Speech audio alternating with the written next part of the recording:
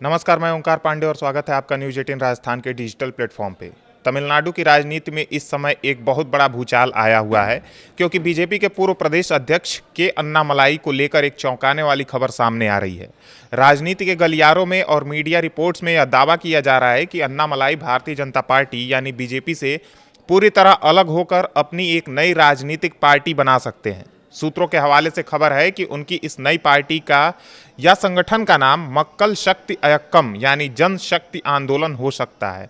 हालांकि इस पूरे मामले पर खुद अन्नामलाई की तरफ से अभी तक कोई भी आधिकारिक बयान या पुष्टि नहीं की गई है, लेकिन कांग्रेस सांसद कीर्ति चिदम्बरम ने सोशल मीडिया पर इस खबर को लेकर बीजेपी का मजाक उड़ाते हुए कहा है कि तमिलनाडु में एक और नई पार्टी बनने वाली है। अगर हम समझने की कोशिश करें कि आखिर अचानक ऐसा क्या हुआ कि बीजेपी के इतने बड़े और आक्रामक नेता को अपनी राह नई बनानी पड़ी, तो इसके पीछे केंद्र सरकार की 3 भाषा नीति को लेकर पैदा हुए मतभेद सबसे बड़ी वजह माने जा रहे हैं।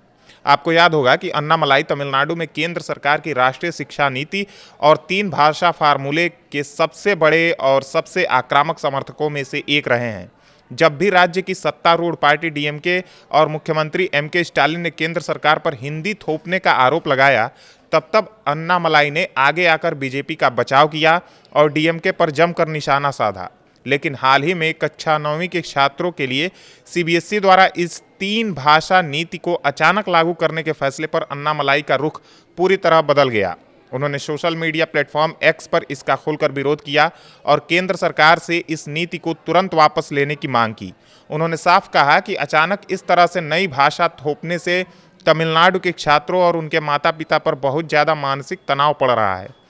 हालांकि उन्होंने यह भी साफ किया कि उन्हें इस नीति से कोई दिक्कत नहीं है, बल्कि इसे जिस अचानक तरीके से लागू किया जा रहा है वह गलत है।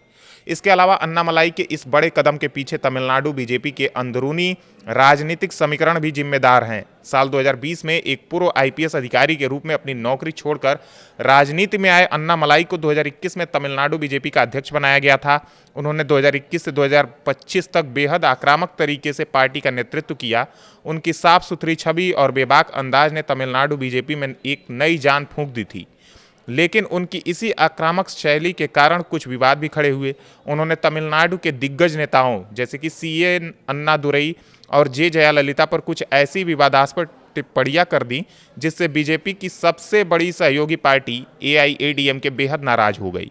नतीजा यह हुआ कि दोनों पार्टियों का पुराना गठबंधन टूट गया और दोनों ने अलग अलग चुनाव लड़ा, जिसका खामियाजा दोनों को भारी नुकसान के रूप में भुगतना पड़ा।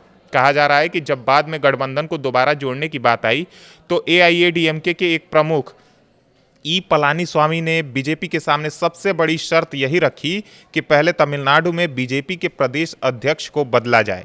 इसके बाद बीजेपी आलाकमान ने अन्नामलाई की जगह नयनार नागेंद्रन को राज्य का नया अध्यक्ष नियुक्त कर दिया।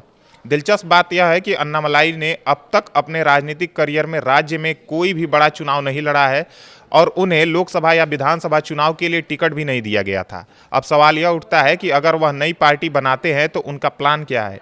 खबरों के मुताबिक अन्नामलाई का अपना एक एनजीओ है जिसका नाम वी द लीडर्स है। वह इस एनजीओ के जरिए एक नया आंदोलन खड़ा करने की तैयारी में है, जहां वह युवाओं को राजनीति में आने के लिए खास ट्रेनिंग देंगे। उनका मकसद समान विचारधारा वाले युवाओं और वॉलंटियर्स को जोड़कर एक बेहद मजबूत कैडर तैयार करना है जो सीधे जमीन पर काम कर सके। दूसरी तरफ बीजेपी के अंदर से भी इस पर प्रतिक्रियाएं आ रही हैं। बीजेपी के प्रदेश सचिव विनोद पी सेल्वम ने कहा है कि अन्नामलाई प्रधानमंत्री नरेंद्र मोदी के प्रति गहरी श्रद्धा और स्नेह रखते हैं और राजनीति में उनके आने की वजह भी यही थी। उन्होंने इन खबरों को महज अफवाह बताते हुए कहा कि इन दावों का सही जवाब खुद अन्नामलाई ही दे सकते हैं, लेकिन पीएम मोदी के प्रति उनकी निष्ठा पर कोई सवाल नहीं उठाया जा सकता। तमिलनाडु में इस समय वैसे भी थलपति विजय जैसे बड़े चेहरों के कारण राजनीतिक समीकरण तेजी से बदल रहे हैं। ऐसे में अगर अन्नामलाई भी अपना नया दल लेकर मैदान में उतरते हैं तो आने वाले समय में राज्य की राजनीति बेहद दिलचस्प और त्रिकोणीय हो जाएगी।